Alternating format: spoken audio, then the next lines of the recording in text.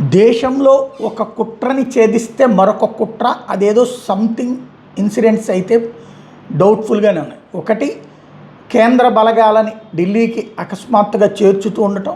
ఇంకోవైపున విద్యార్థి ఉద్యమం ముగిసిపోతే మళ్ళీ దాన్ని ఎక్స్టెండ్ చేసేటటువంటి ప్రయత్నం ఏదో ఒక కారణంతో నేరస్తులనైతే నేర చరితులనైతే అరెస్టులు చేయొచ్చు అని కోర్టు ఆదేశాలు ఇస్తే ఇప్పుడు నేర చరితులను అరెస్ట్ చేస్తుంది రియల్ విద్యార్థులుగా. బట్ ఈలోపు అశుతోష్ వెళ్ళి టికాయత్తోళ్లతో మీటింగ్ అయ్యి ఇద్దరం కలిసి రైతు యువ ఉద్యమం చేస్తాం, మోడీని దించుతామని ప్రకటించడం ఒక ఎత్తు. అలాగే ఢిల్లీలో జరుగుతున్నటువంటి కొన్ని పరిణామాలు ఏదో అనుమానంతో ఉన్నాయా తెలియదు.